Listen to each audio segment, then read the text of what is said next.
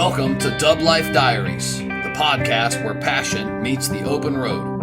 I'm Joe Person, your host, and also a lifelong dubber.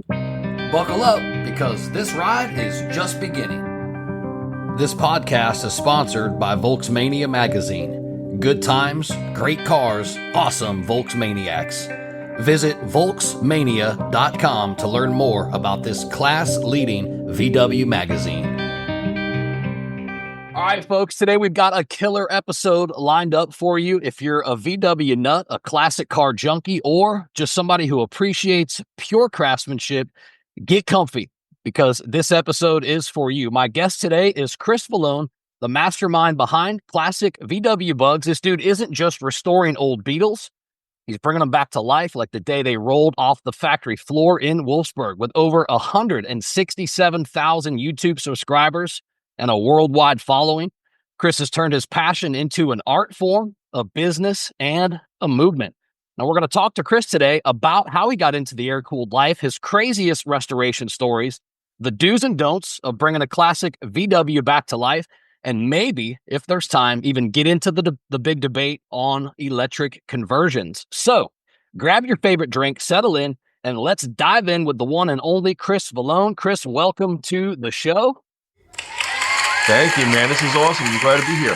Yeah, thank you so much, man. And by the way, happy belated birthday. I saw you just celebrated. Oh, thank you. Just a couple of days ago. Yes, sir. Where is the time going? I don't know. Yeah, I don't know either. So, all right. Before we get into the world of vintage VWs, which obviously this podcast is about, I do want to take a step back and ask you, if you were not restoring classic Volkswagens for a living, what do you think you'd be doing instead? I probably would have became like maybe a teacher or something, an art teacher, or found some other online internet business model. You know, I grew up around entrepreneurs. My oldest sister has a restaurant for 40 years and right outside West Point. My dad had a landscaping company. He was also NYPD for a while, so he did both. He would used to do overnights with the NYPD and then come home in the morning and do landscaping all day.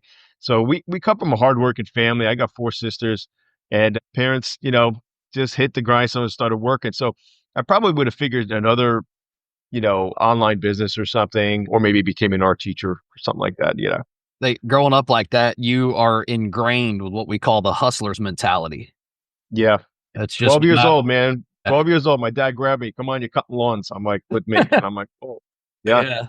That's awesome. And something else I saw in your background, just doing some research on you, was your background in film.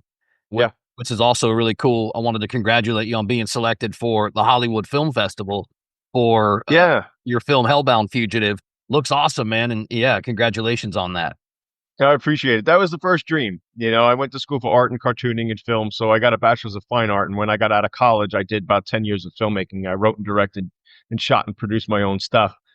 Because I was poor, a starving artist. But in the background, the Beetle was a hobby. So at the end of that 10 years, I'm like, all right, I got to start making money. So I grabbed the bug and combined the film background to showcase them.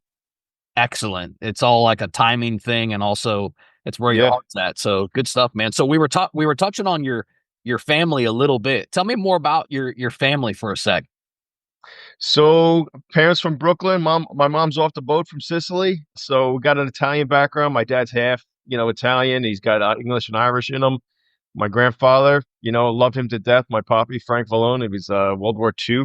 So he was handy. So I got kind of the handiness and the artisticness from him, because he used to work on the planes. And when they came back from their bombing route, or their fighting route, he was a small guy. And they wanted him to be the ball terror gunner on the bottom of the bomber.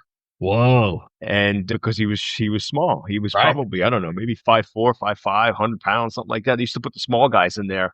But to his advantage, he got motion sickness. Oh. So they said, you can't go up there. So why don't you just stay down here and work on the planes when they come back?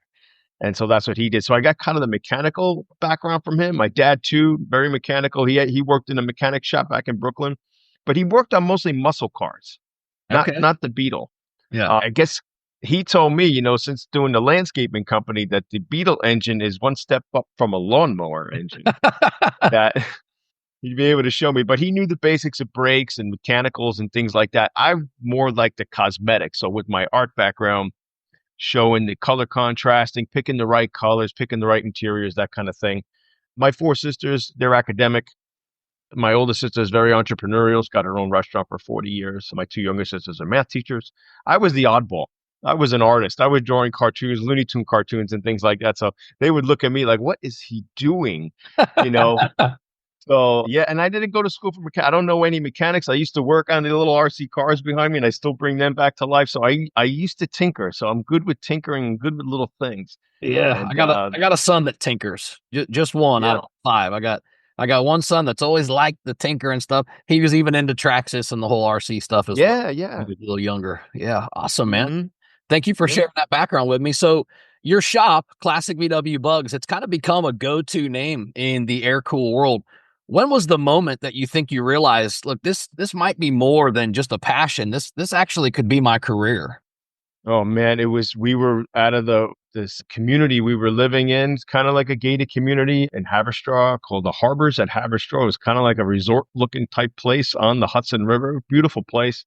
And there was a one-car garage in there, and we started doing the bugs in that garage. And I think the first year with, buying and selling on eBay and, jazzing them up to make them look better, not full restorations. Like we would buy them and, really maybe change an interior, put white walls, that kind of thing, or a little look. And we did like 13 that first year.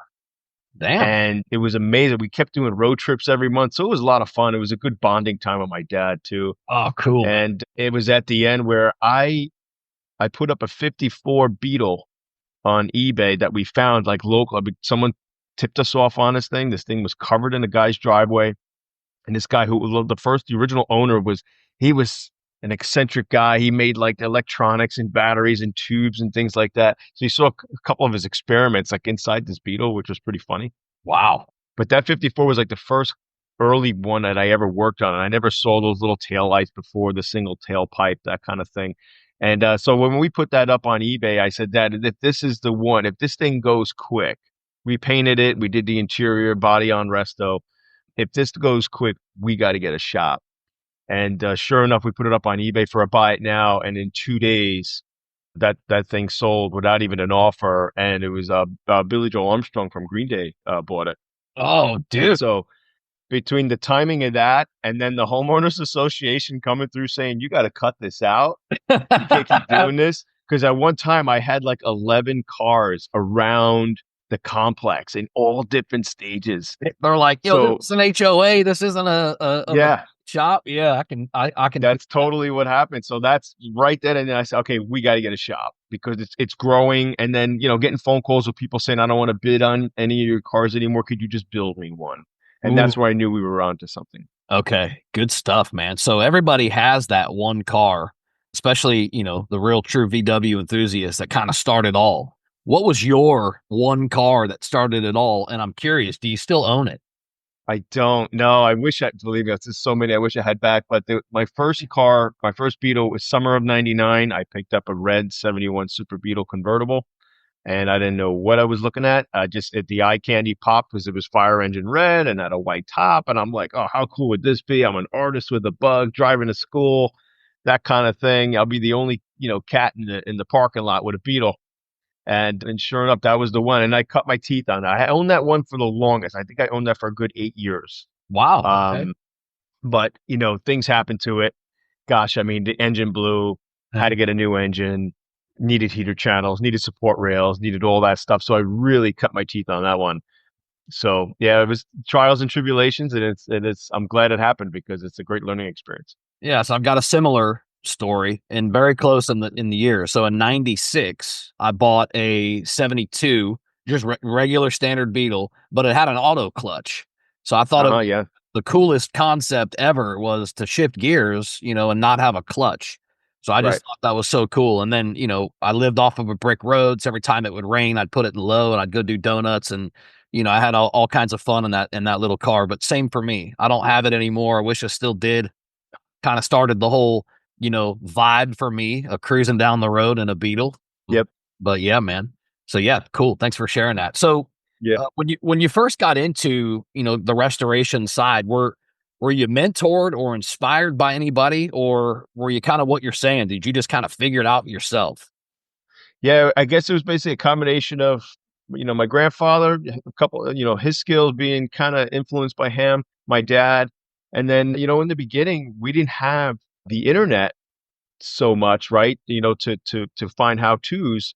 And I think people need to understand that too. Like we take a lot of this for granted, what we have at our fingertips today, just with a smartphone, right? But Right. before that, I still had a VCR or later on a DVD player. So I bought the Rick Higgins How Bug Me Video series, and he was a huge mentor. I mean, and also the J Bugs had tapes from I think the 90s, and it was like interior restoration, exterior restoration, that kind of thing. And so just following those and VW Trends magazine, Hot VW's magazine, and just that's what we look forward to every month.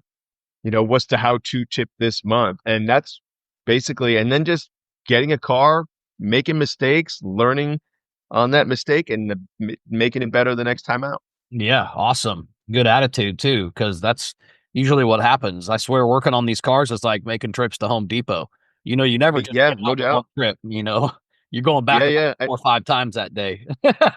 Yeah, and then what's great about this car too is that you can go to your local hardware store. I mean, we had a little mom and pop hardware store that this family's been around for 50 years, and so unlike Home Depot, you can go to talk to an associate there or someone who's working the floor there, and a lot of times they don't know what you're asking them. But if you go to a real mom and pop place and they've been in the business for so long and they're creative and they know how to improvise, I mean, gosh, there's so many parts that I got from the local hardware store to improvise, to put stuff together for the Beetle, which was really cool. And that's fun. It's like a hunt, right? It's like you're working on just a little pride and joy in the fact you can go somewhere locally, like, and just improvise and get creative sometimes. It's really cool. Yeah, working on making it work. Yeah, yeah, totally. So starting a restoration business, I know isn't just about loving cars. It's also almost about loving business. How did you learn how to do the business side? What was the hardest lesson that you had to learn early on? Getting audited. Yeah. Right. I I I did not go to school for finance. I didn't go to school for business. And then with my family, like they gave me some tips and things, but I kind of really learned on my own. I thought I knew what I was doing, and I wasn't keeping tight books, Okay. and keeping tight numbers. And I got audited, not in a bad way. I mean, it was one like discrepancy that I had. So any car that I restored for myself that year, I would put it in as advertising costs because I felt like I went to car shows and I was showing off the work. So I put those costs in as advertising costs, and that kind of threw them a wrench, Okay. and they didn't get it. So thankfully, it wasn't a terrible audit. It did cost me, I don't know, like 13 grand or something like that, whatever it was. But it was the best education I got because from that point on, man, did I learn to keep books and spreadsheet and how to keep a budget. Yeah. So that was that was the one lesson, and I'm actually very grateful for it because it made me a better business person. Don't be afraid to make mistakes, but in the get go, if you're going to start into this, do have some form of numbers knowledge or, budget knowledge, keeping a good spreadsheet. And it could be a very basic spreadsheet. You don't have to use QuickBooks. You can use Excel and just boop, boop, boop, boop, boop, boop, you keep everything in a line. And I keep on those books pretty much daily to weekly and, just never want that to happen again. So, Yeah. I think what you said is valuable. yeah, It exposes the side of business that most people detour from is understanding and knowing your numbers, knowing almost all the way down to like an hourly rate, etc. Those yeah, types of things are super important for business growth, but also for what you said, for awareness. That's how you yeah. scale. You can't grow and scale if you don't have a fundamental awareness of the foundation of the business, all the numbers. So good stuff, man. No doubt. Yeah. Listen, there's some businesses I work with that I outsource, my paint work too, or sometimes if there's something in shop we can't work on at that time because we're too busy and I have to outsource maybe some metal work or something. And New York is a tough area too. Like I mean, for me, almost 20 years in the business up there, I kind of pat myself on the back because most businesses failed in the first 5 years up there. And when I see just even sometimes the receipt from a business and there's not even a letterhead on it, to me, I'm like, all right, it's the little things like that that something's not right. They're not running something right here. And I see it then down the line as I keep working with them. I'm like, why are you doing it? How are you still in business acting like, performing like I. So it just little things like that, the little details, you can see. But and once you look at those little details, and even going back to the car, it's the little details when you really start to see how something's operating. It's you know it it's not for everybody, and a lot of times they do put the business side of things, the number side of things on the side. Yeah, But I think in the end, you gotta harp on that because it's the most how you gotta important. thrive. Yeah, it's most important to stay in business. You have to be aware, have to know your number. Yeah, So speaking of business, let's touch on and explain some of the services that you provide on classicvwbugs.com. Just for the listeners that don't know, which is probably few and far between. I'm sure a lot of them know you, but you got build a bug, find a bug, buy a bug, and sell a bug. So yeah. back up to the top. Let's talk about build a bug. Just tell me real quick, what is this and what services are offered here? That's the full restoration service. So build a bug is when somebody calls me and says, "Man, I was born in 66, 67, and I want you to either find me a 66 or 7, or I have one in my family already. Can you restore it for me? And I want it to showroom condition." Wow. Okay.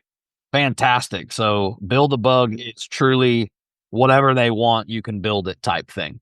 Yep. Okay. So find a bug. Tell me what this is and what's offered here.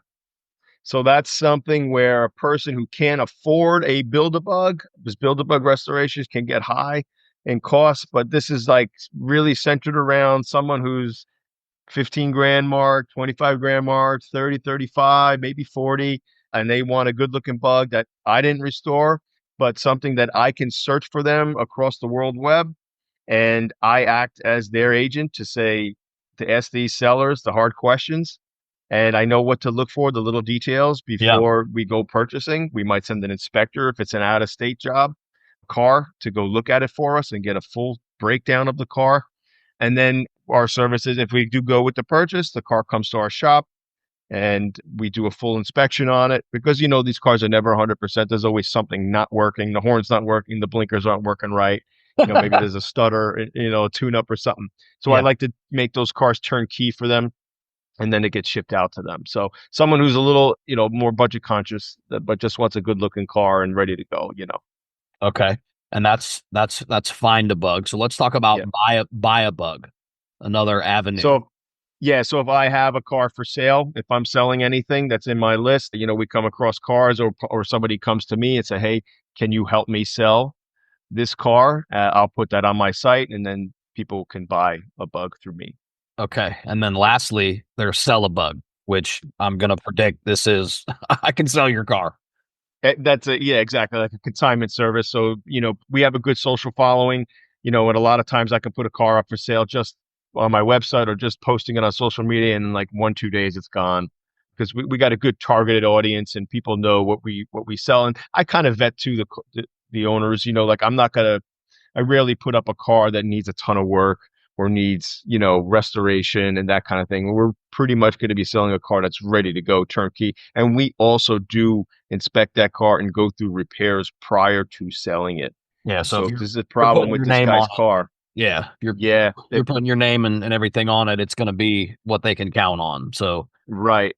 yeah. Yeah. And then what I'm going into now, what we'll touch on later, of course, is I put bunch of money and time into this new feature on my site, and it's going to be auctions.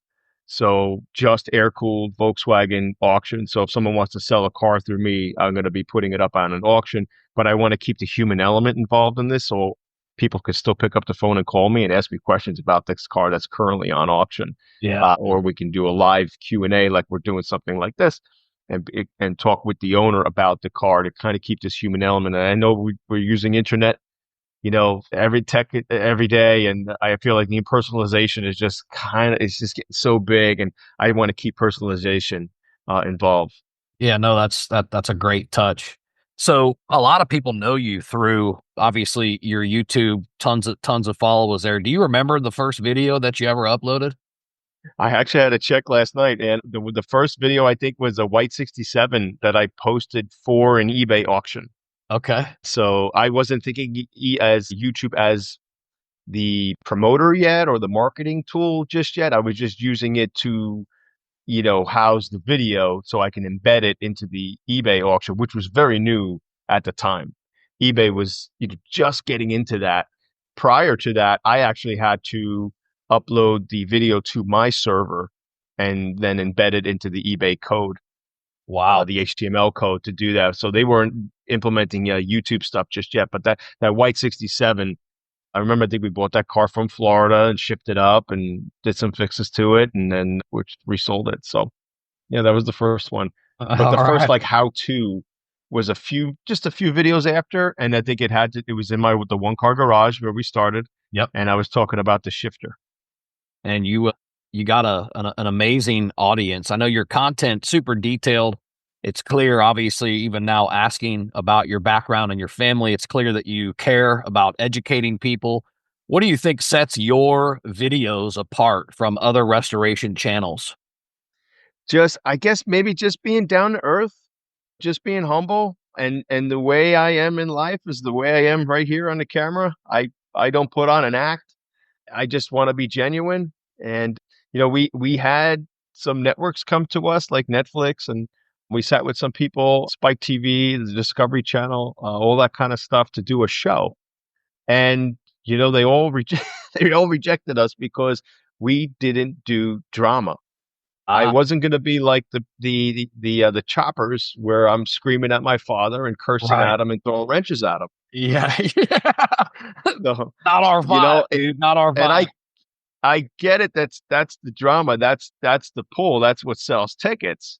But I couldn't do that to my dad. And so with my videos, I try to just come off genuine and just, I'm not here to showboat, really. Well, I think that's probably what I can say sells probably the best, right? Is just real human element, Yeah. real. No fake, no. I mean, I'm all right with being prepared and stuff, but yeah, I'm the same way. I'm a real dude as well, and I think that's probably nature of why I do what I do, and I'm successful with it. I'm just a real dude. I think so, and that's where the longevity comes in. There's no because that going that other route. I mean, you have your high, but then you can crash, man. I mean, it's you can be a complete sellout, and then that kind of Yeah, trend phases out or whatever. But I think when you yeah, just stay true to your roots, then you just have that gradual incline, and it just everything goes smooth. You're not this overnight success, yeah, yeah. that kind of thing. It's a marathon, right? So Yes, I see a lot of YouTube personalities that see success on there. That's what they talk about. Hey, just stay consistent. yeah. You're not going to be an overnight success. It just stay consistent, and that's what followers engage with. But speaking on YouTube, has there ever been a time where you thought, maybe I'm done with this? Have you been frustrated yourself with YouTube? What keeps you going? The people keep me going. That's one thing. I mean, my audience keeps me going, and the fact that I get, about 3 hours of, you know, text or mail a day through my global, well, like the international audience. So, like, I start in the morning, and I get a ton of email, and a lot of it's questions through Facebook and YouTube and Instagram, and I'm trying to respond to all. I'm not really like the one guy that does all this, Dude, man, the social. full time It gig, is. Yeah, it really is. Like, part of my, where I'm at with my business right now is I'm doing all this behind the screen clerical work now. I rarely work on the cars anymore because I'm running the business, the a back end of business. it all. Yeah, exactly. Yeah, it's the boring stuff, to be honest with you. I'd love to be back in there and finding a gem and tinkering with it. But I know people say, hey, why don't you hire someone? But I guess I don't know. God, my just the way we were raised. I don't know. Yeah, I mean, there was plenty of times where, because YouTube again is a roller coaster ride. It's very hard to track that algorithm. And, I try to keep up with the gurus and stuff out there, but what they say sometimes is already 6 months old. Right. So you might try some implementation of techniques. And I've even hired some people to help me out and see what they think. And they're like, nah, man, just keep doing it. It's just YouTube. It's what it is.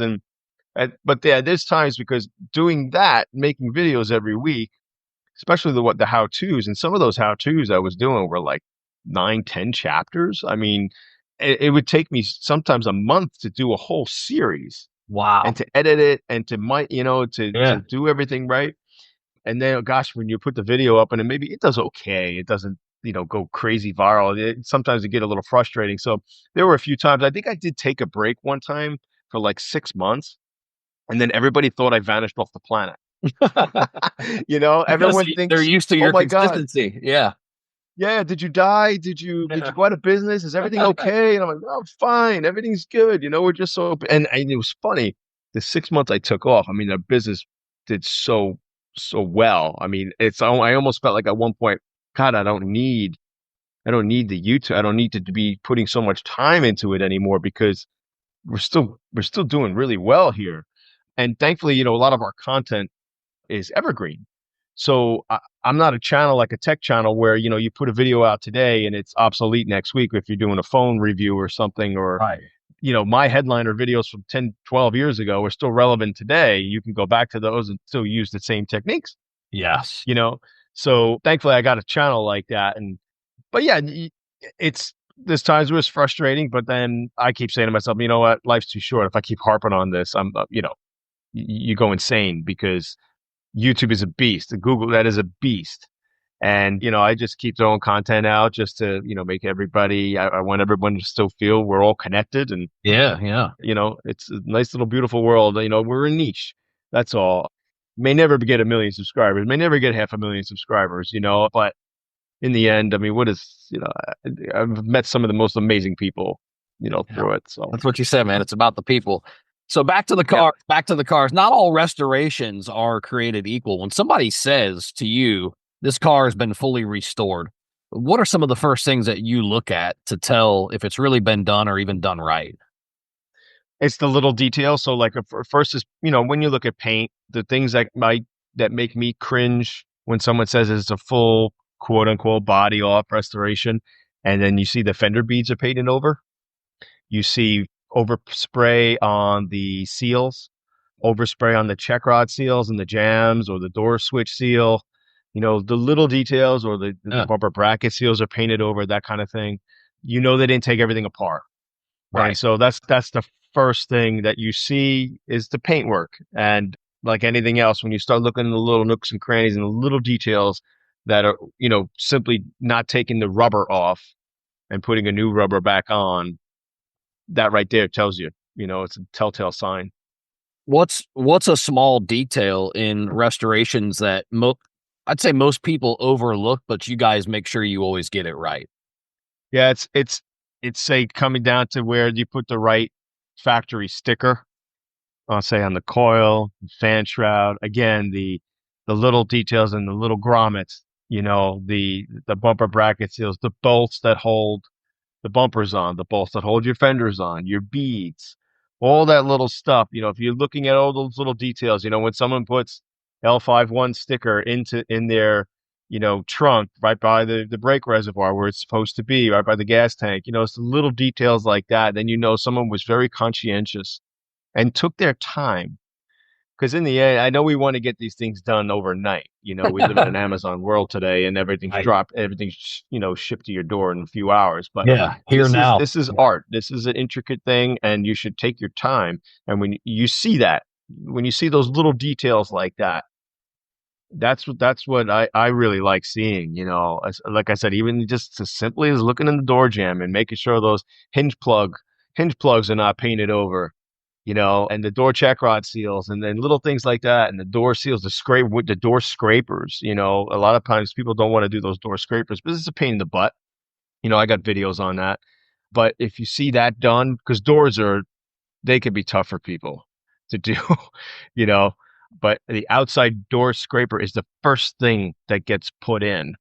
So if they change that and that looks good, they had to take the whole door apart to do that. So that's a good. Yeah, good touch there. On the car, you probably worked on so many cars over the years. Is there a personal favorite build that you can remember? Like 8 of them, Yeah. 8 to 10. Oh my gosh. I mean, even the one I have right now, which is a great story, this 54 convertible that I own. Ooh. I love it. I got this car probably over 10 years ago, and I have the video online where we found it. Well, we actually didn't find it. The family called me. The son called me, said my mom just passed away, and I have her 54 convertible that she bought new in 54. And I'm like, wait, what? You know, and only in Connecticut, we drove over there and it was all intact, unrestored, had little flower power stickers on it, but still had the egg taillights in the back and it was all numbers matching. And I Dude. remember buying that car and I sat on it for maybe 8, 10 years because people were like, no, it's only original once, just leave it. But I felt like it needed its glory because the rails were all rotted, the wood was all rotted in the frame. I was like, this is time to do this car. So that was a very special one. My Zwitter, my 52 Zwitter, I miss. Found that out of Minneapolis. And I think I was only maybe the second or third owner from that one, which was really cool.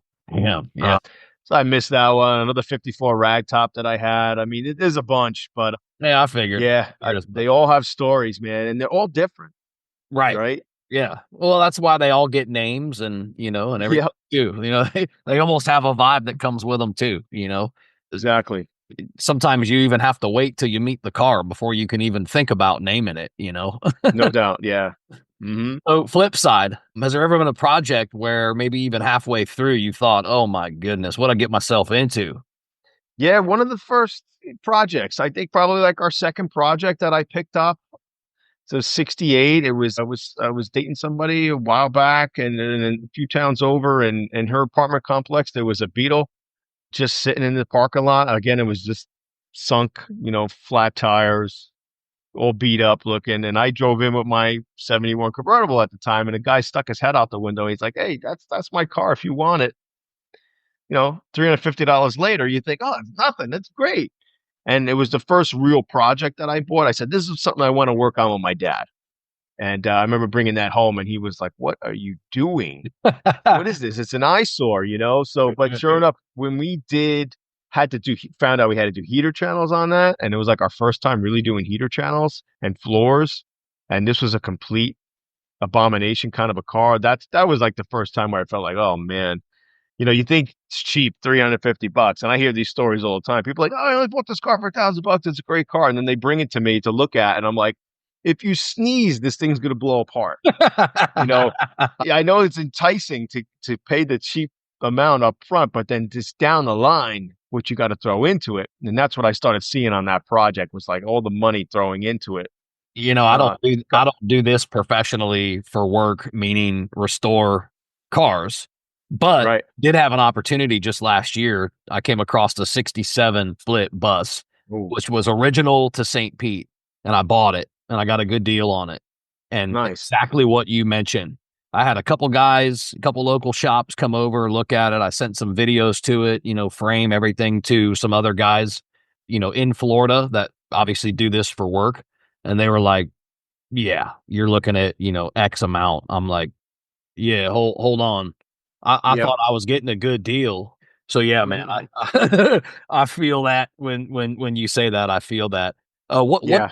What's one of the wildest customer requests that you guys have ever had? The wildest one, pretty simple, but first I had to take a step back when he was requesting this was I was restoring a 54 ragtop Beetle for a client, a black one with the red interior. And in the end, when all said and done, no fluids in the car. So no gas, no brake fluid, nothing. He was just going to bring it home, put it in his kitchen, and look at it and have espresso in the morning with his wife with his other 30 car collection. Wow. That's it. Yeah. No, yep. That that Wasn't that going to run it. that That's is it. a pretty cool basic, but still a wild request. Pretty cool, man. Yeah. There's always a debate in the community, right? And that's should we stay true to the roots, the classic vibe, or is there room for modern upgrades in these cars? Where do you stand with that topic? I'm all for, and upgrades. I'm not a huge, I don't put like dual carbs or 2110 kind of engines. I don't really lower my cars, that kind of thing. But if you want to have a daily driver and you want to put front disc brakes on, hell yeah. If you want to upgrade to 12 volt, sure, do it, man. You want more comfortable seats, you want to go with those pro car seats or something, Right. it's totally fine. Yeah, I mean, I'm someone that likes even upgrading the engine a bigger bore, piston and cylinder, maybe a mild upgrade in the cam or something. You want to put a sportier muffler on with fatter pipes? Sure, as long as to me, as long as the car still looks the part and is not a monstrosity, I'm all for it. I mean, we even upgrade our interiors a little bit. We use a lot of the tweed material from Sofine in our stuff, and it's a very durable material. It's very forgiving. Putting headliners in with tweed material is really awesome. The quality is really nice. I know it wasn't original, but it still kind of looks vintage. So I'm all for stuff like that. I always feel that Beetle has elbow room for creativity. That's not going to deviate from value.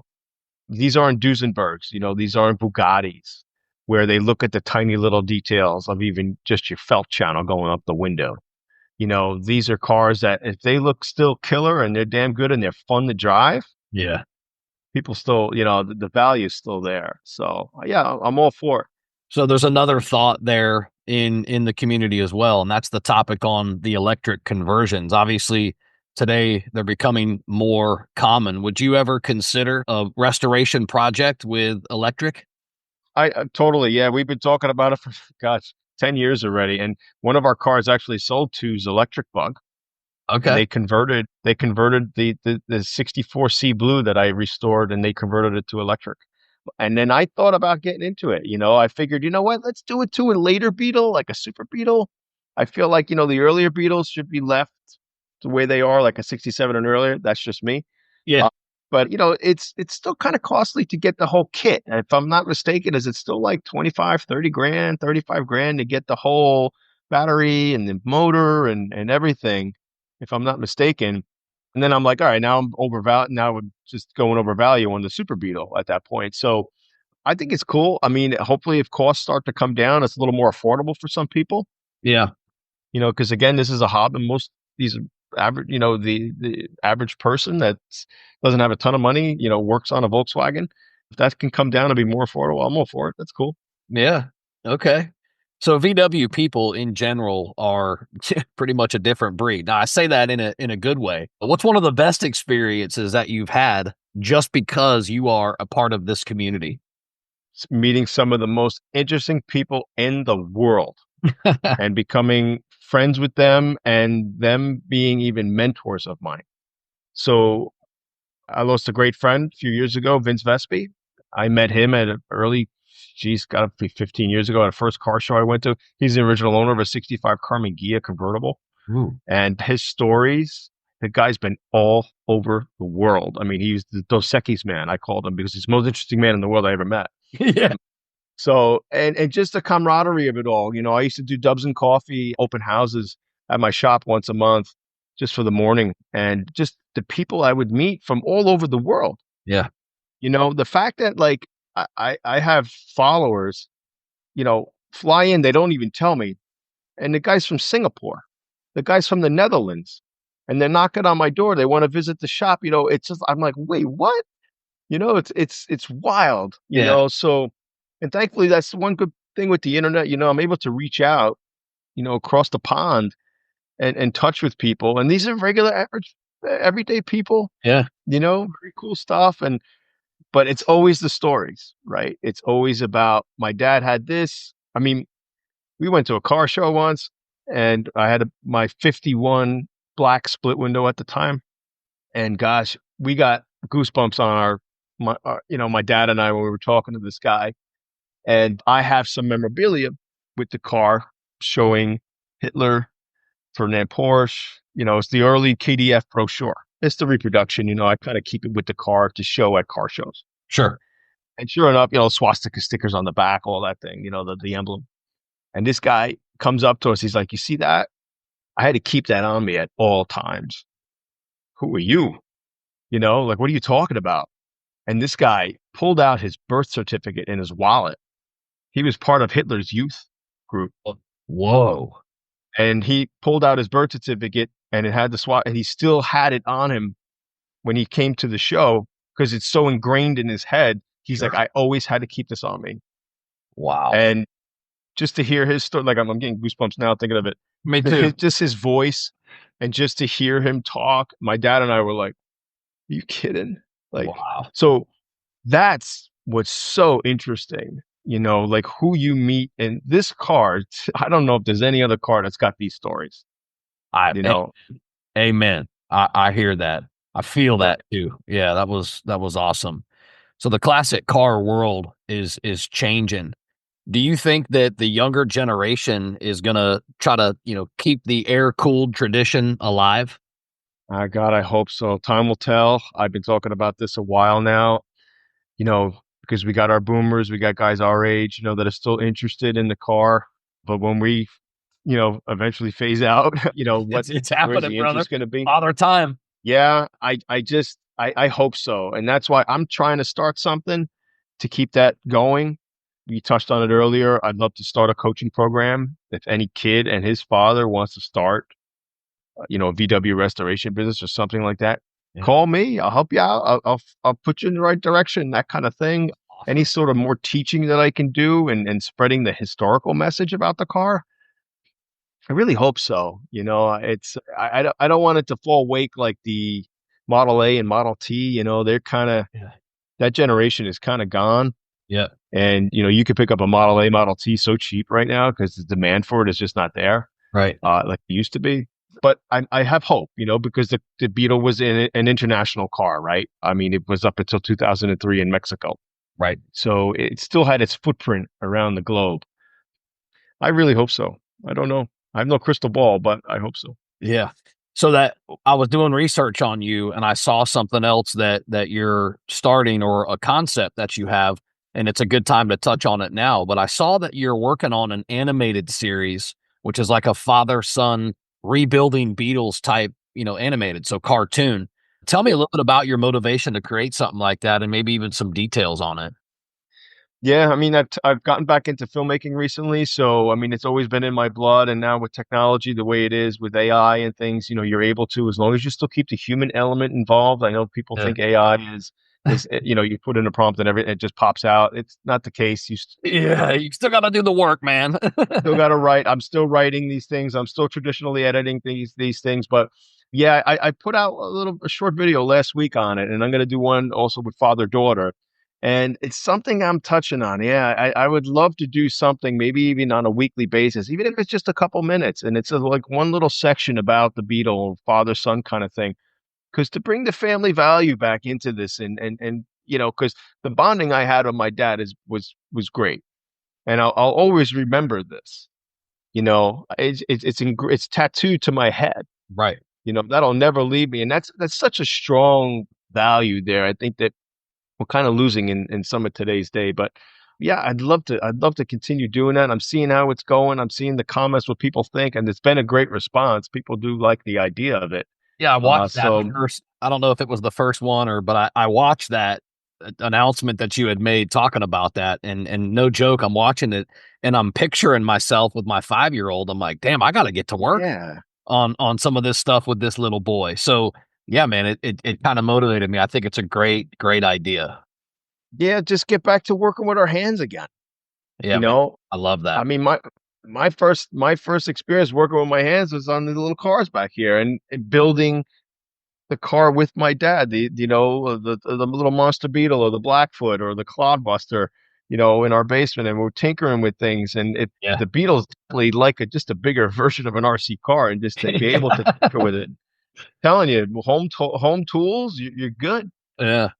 So for somebody that's just wanting to get into the restoration world, either for a hobby or like you even said, for a business, what's a piece of advice that they should take to heart? Take your time, do your homework. Don't harp on homework so much. Don't get information overload because there's a lot of overload now on the internet, but just get your hands in there, get them dirty, make mistakes. Do not get frustrated if you make a mistake. It's all good, all part of the learning, and that makes you a better guy, a better builder. Just, listen, it could be worse, right? There's worse things going on in the world, and the fact that you're working on a toy Yeah. is really cool. It just look at it as a very humbling thing. It builds growth. It builds character, and just look at it that way. It's organic. You're working with your hands. Get your hands cut. I got my hands cut. I don't know how many times. Yeah.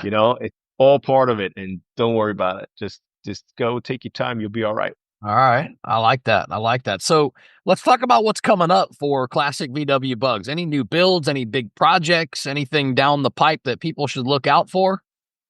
Yeah, we got a 64 convertible that we're working on for a client right now, a full-on restoration, and this car came from Eugene, Oregon. And this is a car, it just got it painted this past week, actually, which is really nice. They bought this car brand new in 64. And the son called me, gave me a very humbling story about this family, and this his pop just Love the passed stories, man. away. I love the stories.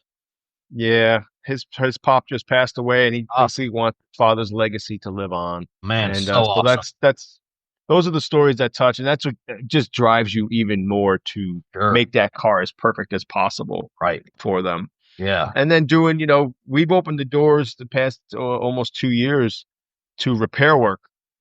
And so I never did repair work before, and it's only been always was restoration. But the fact that I opened up for repair work, the word has gotten out, and I've I've hardly even publicized that, but the word has gotten out that we got such a flow of cars Oh, coming in man. now, which is really nice. Yeah. So that's really cool to keep that going because I'm one of the few, even in where I'm at the Northeast region, there's not many people that want to even work on them anymore, especially like the late models, like the fuel injected, 79 fuely cars. No one wants to work on them, so they're coming to us, that kind of thing. Totally cool. Like I'm all on board with that. And then I have been doing on the back end an auction on my website. I think I briefed on that earlier. Yeah. Yeah. And then of course I'd love to do the series that I'm thinking about and consulting actually. So like even when I get off this call, I got a call from a guy overseas that needs help with his car in his garage. So I'm talking to him like this, and he's pointing his camera down. What do I do down here? And I'm like, Dude. I'll tell you. So Amazing, amazing. What an opportunity, to yeah, stay in doing what you love to do, man. That's awesome. Right, I got some rapid fire, quick response style questions for you. We'll get cool. a little drum roll. You ready? All right, All right. what's the best air cooled VW ever made? Yeah, it's for me the Beetle.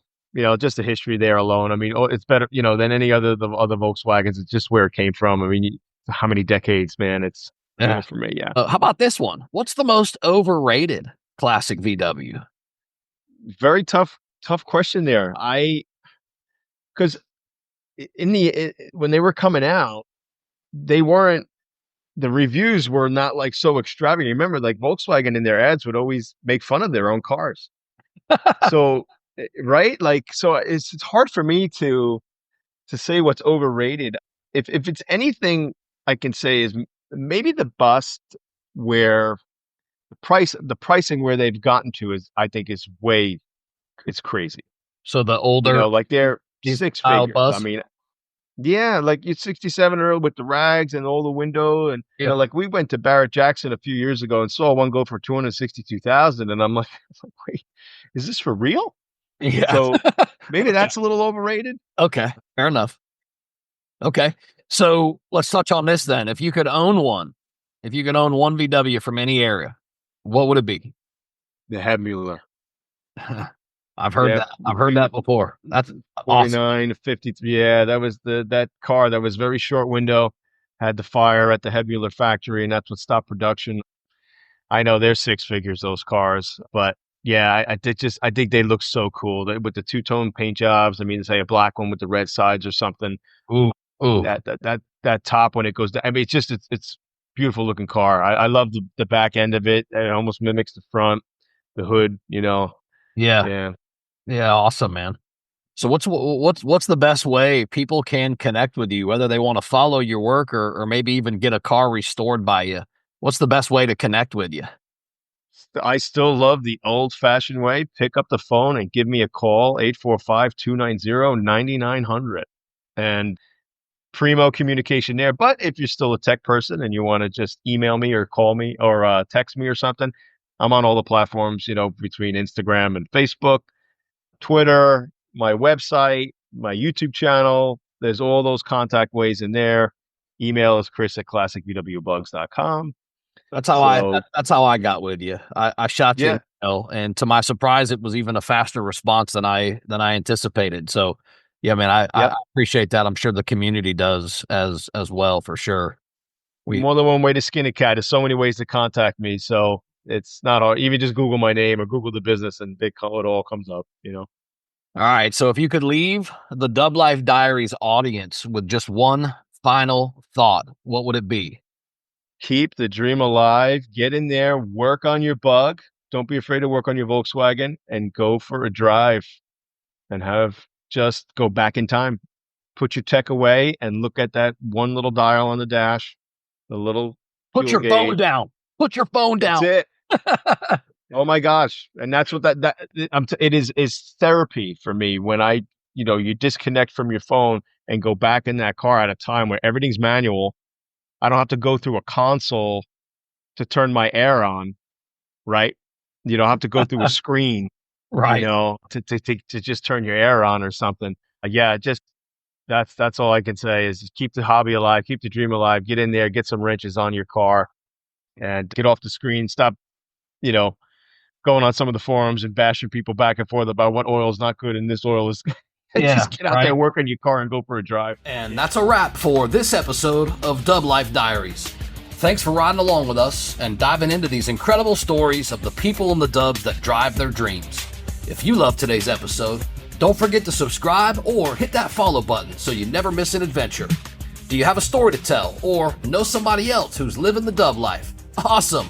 Reach out to us. You can find us on all socials at Dub Life Diaries or shoot me an email. I'm not hard to find. dublifediaries@gmail.com. Until next time, keep the engines humming and the wheels turning and always follow the road that inspires you. This is Joe Person. I'm signing off. I'll catch you on the next ride.